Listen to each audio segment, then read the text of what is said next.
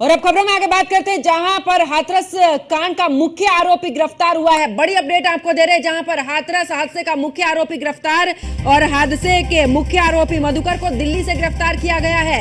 इतना ही नहीं, मधुकर पर 1 लाख का इनाम घोषित था। बड़ी खबर आपको बता रहे हैं, जहां पर बता दें कि मधुकर पर 1 लाख रुपए का इनाम घोषित किया गया था, जिसके बाद अब मुख्य आरोपी को गिरफ्तार कर लिया गया है।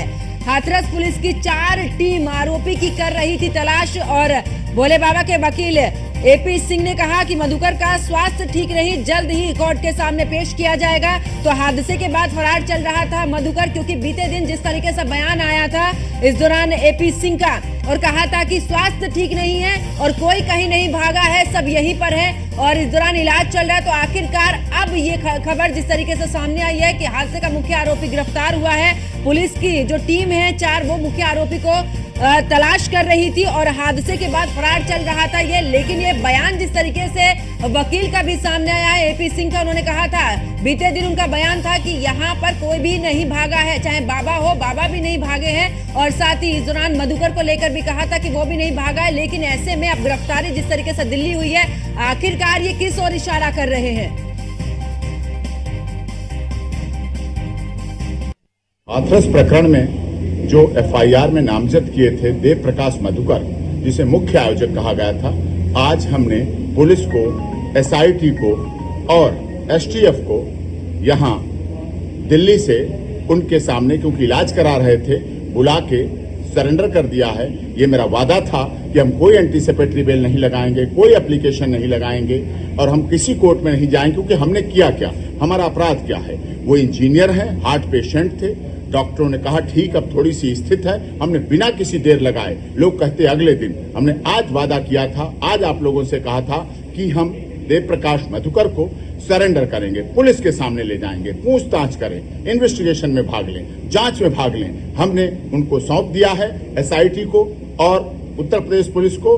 अब वो पूरी जांच कर लें, स्टेटमेंट कर लें, बयान कर लें, रिकॉर्ड कर लें। अब ये उनकी अपनी इच्छा है। हाँ, उनका स्वास्थ्य ध्यान रखा जाए, हार्ट पेशेंट है, कोई चीज उनके साथ गलत ना हो, ये मेरा है। इसीलिए मैंने कोर्ट में सरेंडर नहीं किया, मैंने कहीं एप्लीकेशन नहीं लगाई, कोई एंटीसिपेटरी बेल नहीं लगाई, जिससे कि ये माना जाता कि हम बचना चाहते हैं, हम छुपना चाहते हैं, हम अपने को डर रहे हैं। हमारे बच्चे, हमारा परिवार, हमारी बहनें, हमारे लोग मारे गए। इसलिए मैं आपको, मीडिया ने हमारा जो सहयोग किया, हमारा साथ दिया, उनको भी हम धन्यवाद करते हैं और हम ये बात आपको बता रहे हैं और आपसे शेयर कर रहे हैं, जिससे कोई कंट्रोवर्सी ना करे, कहे कि कहाँ है, क्या है, भाग गए हैं, नहीं भाग गए।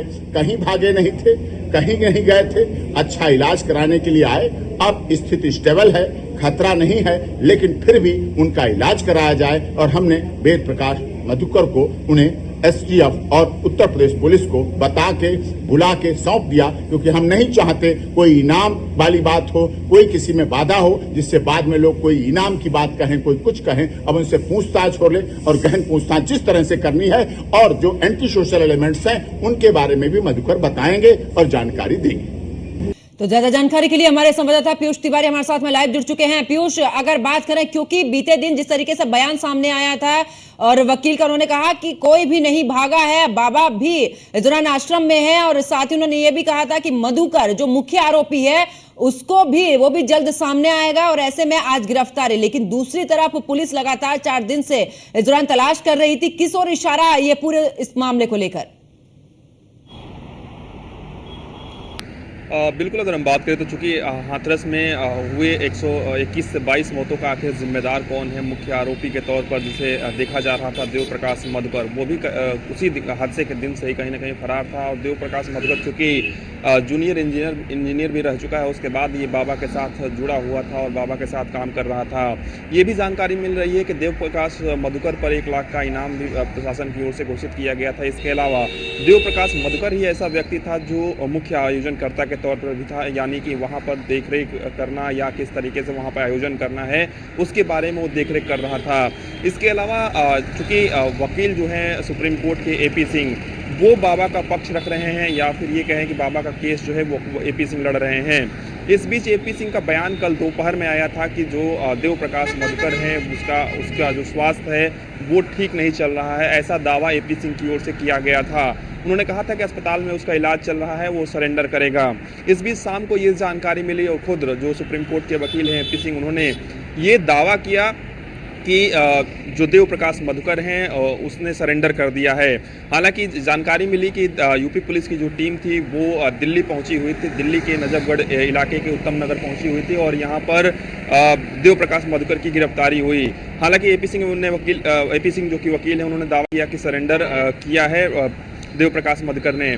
ये भी सोर्सेज के हवाले से जानकारी मिल रही है कि जो नारायण साकार हरि है उसने घटना के बाद भी कहीं न कहीं देव प्रकाश मधुकर से फ़ोन के जरिए बातचीत की थी, ऐसी भी जानकारी मिल रही है। चूँकि देव प्रकाश मधुकर जो है वो कहीं न कहीं नारायण साकार हरि का काफ़ी करीबी बताया जा रहा है। तो ऐसे में दो बातें हैं। पहली तो जिस तरीके से इसकी गिरफ्तारी हुई है देव प्रकाश मधुकर की, दूसरी तरफ वकील एपी सिंह दावा कर रहे हैं कि वो हार्ट का पेशेंट है और उसके साथ नरमी से पेश आए प्रशासन, क्योंकि तमाम तरीके के अलग अलग जो दावे हैं वो एपी सिंह की ओर से किए जा रहे हैं कि किसी भी तरीके से हम लोग निर्दोष हैं, यानी कि उनकी वो जिसका पक्ष रख रहे हैं, चाहे नारायण साकार हरि की बात करें या देव प्रकाश मधुकर की बात करें, वो निर्दोष है, ऐसा वकील की ओर से दावा किया जा रहा है।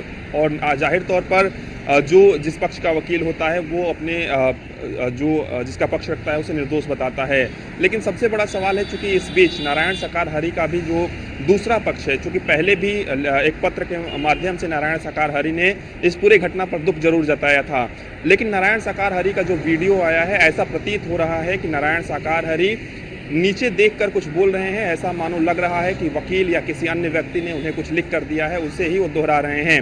नारायण साकार हरि ने पूरे स्टेटमेंट में अपने एक बार भी उन्होंने ये नहीं कहा कि वो पुलिस की जांच में सहयोग करेंगे, पुलिस कुछ भी पूछेगी तो हम जांच में सहयोग करेंगे। तो इस तरीके का स्टेटमेंट नारायण साकार हरि का नहीं आया, वो सिर्फ दुख जता रहे हैं। बिल्कुल। और लेकिन पीयूष, यहाँ पर सवाल ये भी उठता है कि जिस आश्रम को लेकर कयास लगाए जा रहे थे, जिस आश्रम में शुरू से ही पुलिस वहां पर पहरा दे रही है, और इस दौरान ये भी कहा जा रहा था कि बाबा को लेकर पूरे तरीके से, क्योंकि बयान पहले भी आया था कि बाबा पूरी तरीके से इस दौरान सहयोग करेंगे पुलिस का, जब आपने कुछ नहीं किया है, जब आप निर्दोष हैं, तो आखिरकार आज 5वें दिन आपका बयान सामने आता है कि ये पूरे तरीके से षड्यंत्र था, यानी कि साजिश के तहत ये किया गया है और इसकी जांच शासन प्रशासन कर रहा है। जब आपको शासन प्रशासन पर विश्वास है तो आखिरकार 4 दिन, जब 4 दिन के बाद आप आते हैं, बयान देते हैं, वो भी गिना चुना बयान, उसमें भी आपकी तरफ से कुछ खास ऐसी संवेदना नहीं व्यक्त की जा रही है। 122 जाने चली जाती हैं पीयूष ऐसे में, और आप मौन रख के उस आश्रम में बैठे हैं जिस आश्रम में लगातार पुलिसकर्मी वहां पर जा रहे हैं और आपके लिए वहां पर सेवादारों से पूछा जा रहा है। बिल्कुल, सबसे बड़ी बात है कि पुलिस प्रशासन पर भी निश्चित रूप से ये सवाल जरूर उठेंगे कि जिस बाबा तक पुलिस प्रशासन नहीं पहुंच पा रही, उस बाबा तक मीडिया पहुंच जा रही है। ऐसे में पुलिस प्रशासन क्या हाथ पर हाथ धरे हुए है?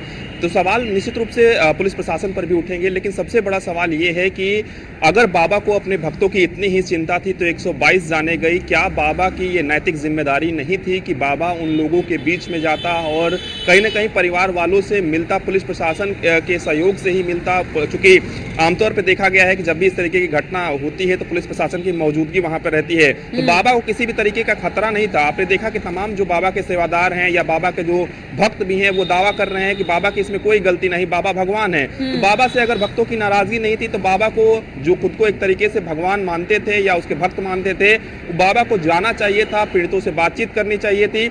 आप देखिए कि बाबा इस दौर में भी, बाबा ने अपने लिए वकील हायर कर लिया, बाबा अपने आप को बचाने के लिए सारी चीजें बाबा वहां से बैठे बैठे कर रहा है। लेकिन अपने भक्तों की चिंता बाबा को 3 से 4 दिनों बाद होती है। हालांकि एक पत्र जो है वो बाबा के नाम से जरूर आया था, जो वकील एपी सिंह ने पत्र को दिया था या मीडिया को उन्होंने भेजा था, उसमें दुख जताया था। लेकिन बाबा जो है वो करीब 3 से 4 दिनों बाद सामने आता है और कहता है कि हमें काफी दुख है।